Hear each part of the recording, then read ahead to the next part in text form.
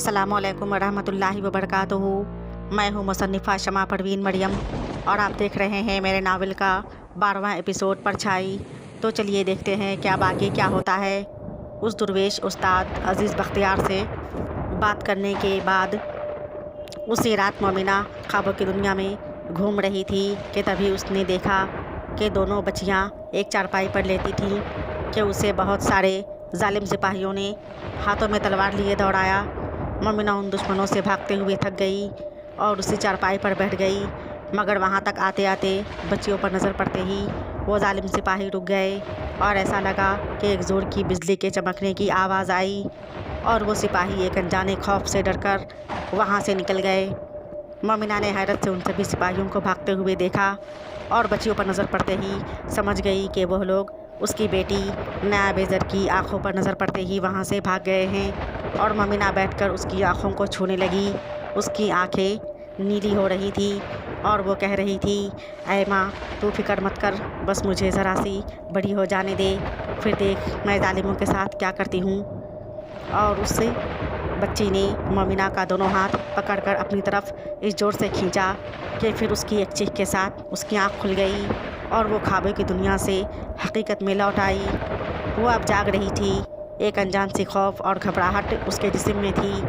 पास में देखा तो दोनों बच्चियां सो रही थी।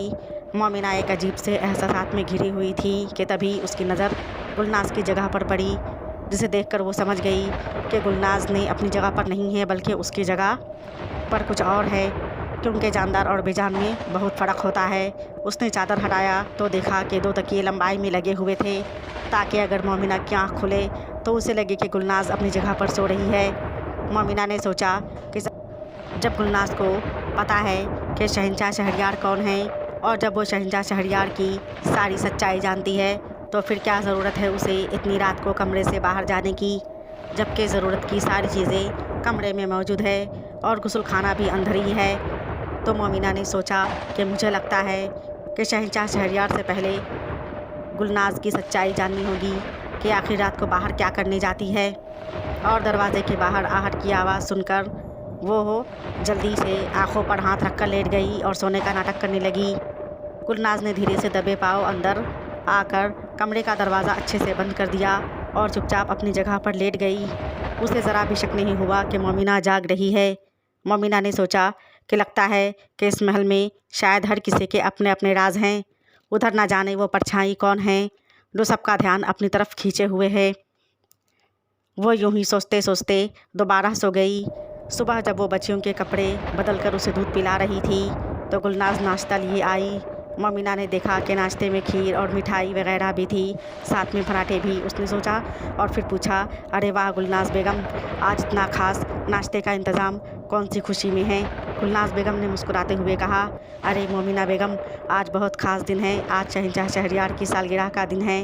मोमिना ने खुश होकर कहा, माशाअल्लाह, ये तो बहुत अच्छी खबर सुनाई आपने गुलनाज बेगम। और उसने कहा, नाश्ते के बाद मैं शहंशाह को मुबारकबाद देने के लिए उनके पास जाना चाहती हूँ, आप चलेंगी ना हमारे साथ। गुलनाज ने कहा, हाँ क्यों नहीं मोमिना बेगम। और अगले ही पल वो दोनों नाश्ते से फारिग होकर बच्चियों को लेकर शहंशाह शहरयार के कमरे की तरफ चली। दरवाज़ा खटखटाने पर वज़ीर शाहजुमान की आवाज़ आई कि आ जाए आप लोग, दरवाज़ा खुला है। वो दोनों अंदर दाखिल हुई तो देखा कि शहंशाह शहरयार और शाहजुमान एक साथ बैठे हुए कुछ बातें कर रहे थे। साथ में वो खादिम शावेज़ भी था जिसने उस परछाई को सबसे पहले देखा था। शहंशाह शहरयार ने पूछा, कैसे आना हुआ आप दोनों का हमारे कमरे में। मोमिना ने कहा, शहंशाह आपको सालगिरह बहुत बहुत मुबारक हो। शहंशाह शहरयार ने खुश होकर कहा, आपका बहुत बहुत शुक्रिया मोमिना बेगम। वैसे आपको कैसे पता चला कि आज हमारी सालगिरह है। इससे पहले कि मोमिना उसका जवाब देती, उसकी जगह वज़ीर शाहजुमान बोल पड़ा, ज़रूर गुलनाज बेगम ने बताया होगा। मोमिना ने कहा, जी आपने बिल्कुल सही समझा। गुलनाज ने कहा, हाँ तो क्या हुआ, मैंने तो सबसे पहले शहंशाह को सुबह मुबारकबाद दी थी। शहंशाह शहरयार ने कहा, कोई बात नहीं गुलनाज बेगम, अच्छा किया आपने बता दिया। और वज़ीर शाहजुमान ने गुलनाज और मोमिना दोनों को मुखातिब करके कहा, शहंशाह हमारे सिर्फ शहंशाह ही नहीं बल्कि एक बहुत अच्छे अजीज़ दोस्त हैं, और हर बार की तरह इस बार की सालगिरह पर भी हमने आज शाम अपने अजीज़ दोस्त शहंशाह शहरयार के लिए बहुत बड़ी आमदावत और शाही तकरीब का इंतज़ाम किया है। शहंशाह के लिए हमारी तरफ से ये एक तोहफ़ा की तरह होता है। मोमिना और गुलनाज दोनों खुश होकर एक दूसरे को देखने लगीं। गुलनाज ने कहा, शाहज़ुमान साहब, अगर कोई काम हो तो हमें बता दीजिएगा। वज़ीर शाहज़ुमान ने कहा, क्यों नहीं गुलनाज बेगम, मैंने शाहवेज़ को सब बता दिया है। आपके साथ मिलकर सभी खादमों से कहकर अच्छी तरह से इंतज़ाम करवा देंगे। मोमिना और गुलनाज शाम की शाही तकरीब की तैयारी की खातिर अपने कमरे में चली गईं, जबकि शाहज़ुमान ने शहरयार से कहा, आज की शाही तकरीब आपके लिए हमारी तरफ से एक तोहफ़ा होती है, हर साल की तरह। शहंशाह शहरयार उसके बात सुनकर मुस्कुराया और बोला, बहुत बहुत शुक्रिया अजीज़ दोस्त, मगर आपको आज एक और तोहफ़ा भी मिलने वाला है जो आपने शायद सोचा भी नहीं होगा।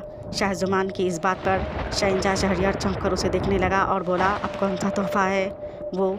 शाहज़ुमान ने कहा, अभी मत पूछिए, शाम की तकरीब में वो तोहफ़ा माहौल को और भी खुशगवार बना देगा। शाहज़ुमान उस तोहफ़े के बारे में सोचकर मुस्कुराने लगा। तो कैसा होगा वो अनमोल तोहफ़ा, और क्या शहंशाह शहरयार उस तोहफ़े को कबूल करेगा? ये जानने के लिए देखिए नेक्स्ट एपिसोड नेक्स्ट टाइम। तब तक के लिए अल्लाह हाफ़िज़, शुक्रिया।